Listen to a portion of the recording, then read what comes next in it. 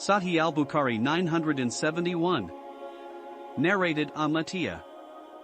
We used to be ordered to come out on the day of Eid and even bring out the virgin girls from their houses and menstruating women so that they might stand behind the men and say takbir along with them and invoke Allah along with them and hope for the blessings of that day and for purification from sins.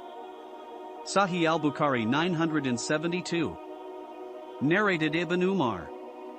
On the day of Eid al-Fitr and Eid al-Adha, a spear used to be planted in front of the Prophet as a sutra for the prayer, and then he would pray. Sahih al-Bukhari 973.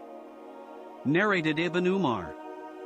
The Prophet used to proceed to the musalla and an anaza used to be carried before him and planted in the musalla in front of him and he would pray facing it, as a sutra. Sahih al-Bukhari 974. Narrated Muhammad. Amatiyah said, our Prophet ordered us to come out, on Eid day, with the mature girls and the virgins staying in seclusion. Hafsa narrated the above-mentioned hadith and added, the mature girls or virgins staying in seclusion but the menstruating women had to keep away from the musalla. Sahih al-Bukhari 975. Narrated Ibn Abbas. I, in my boyhood, went out with the Prophet, on the day of Eid al-Fitr or Eid al-Adha. The Prophet prayed and then delivered the khutbah and then went towards the women, preached and advised them and ordered them to give alms. Sahih al-Bukhari 976. Narrated al-Bara. The Prophet went towards al-Baqi, the graveyard at Medina, on the day of Eid al-Adha and offered a 2-rakat prayer of Eid al-Adha, and then faced us and said, on this day of ours, our first act of worship is the offering of prayer and then we will return and slaughter the sacrifice, and whoever does this concords with our sunnah, and whoever slaughtered his sacrifice before that, i.e. before the prayer, then that was a thing which he prepared earlier for his family and it would not be considered as a nusuk, sacrifice.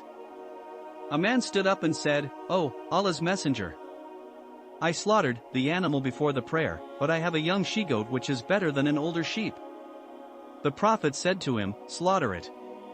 But a similar sacrifice will not be sufficient for anybody else after you." Sahih al-Bukhari 977. Narrated Abdur Rahman bin Abi Iz. Ibn Abbas was asked whether he had joined the Prophet in the Eid prayer. He said, yes. And I could not have joined him had I not been young. The Prophet came out, till he reached the mark which was near the house of Kathir bin As-Salt, offered the prayer, delivered the khutbah and then went towards the women. Bilal was accompanying him. He preached to them and advised them and ordered them to give alms. I saw the women putting their ornaments with their outstretched hands into Bilal's garment. Then the Prophet, along with Bilal, returned home. Sahih al-Bukhari 978. Narrated Ibn Jurayj. Ada told me that he had heard Jabir bin Abdullah saying, the Prophet stood up to offer the prayer of the Eid al-Fitr. He first offered the prayer and then delivered the khutbah. After finishing it he got down from the pulpit and went towards the women and advised them while he was leaning on Bilal's hand. Bilal was spreading out his garment where the women were putting their alms. I asked Ada whether it was the zakat of Eid al-Fitr. He said, no, it was just alms given at that time. Some lady put her finger ring and the others would do the same.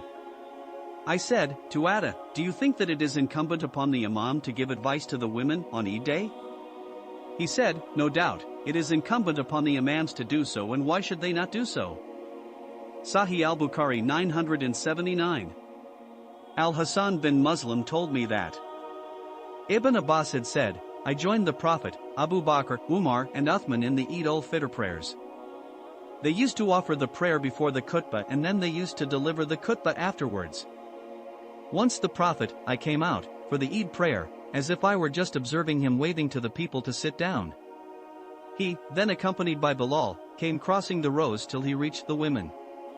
He recited the following verse. O Prophet!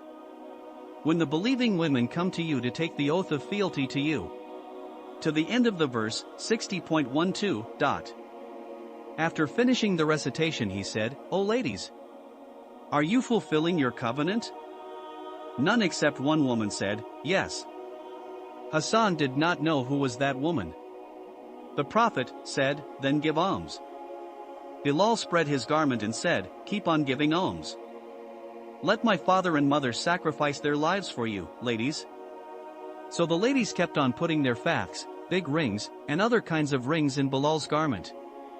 Abdur Razak said, faks is a big ring which used to be worn in the pre-Islamic period of ignorance. Sahih al-Bukhari 980. Narrated Ayub. Hafsa bin Sirin said, on Eid we used to forbid our girls to go out for Eid prayer. A lady came and stayed at the palace of Bani Khalaf and I went to her. She said, the husband of my sister took part in 12 holy battles along with the Prophet, and my sister was with her husband in 6 of them. My sister said that they used to nurse the sick and treat the wounded. Once she asked, O Allah's Messenger, if a woman has no veil, is there any harm if she does not come out on Eid day? The Prophet said, her companion should let her share her veil with her, and the women should participate in the good deeds and in the religious gatherings of the believers. Hafsa added, when Dashatiyah came, I went to her and asked her, did you hear anything about so-and-so? Dashatiyah said, yes, let my father be sacrificed for the Prophet. And whenever she mentioned the name of the Prophet, she always used to say, let my father be sacrificed for him. He said, virgin mature girls staying off and screened, or said, mature girls and virgins staying off and screened. Ayub is not sure as which was right, and menstruating women should come out on the Eid day. But the menstruating women should keep away from the musalla. And all the women should participate in the good deeds and in the religious gatherings of the believers. Hafsa said, on that I said to Dashatiyah, also those who are menstruating? Dashatiyah replied, yes. Do they not present themselves at Arafat and elsewhere?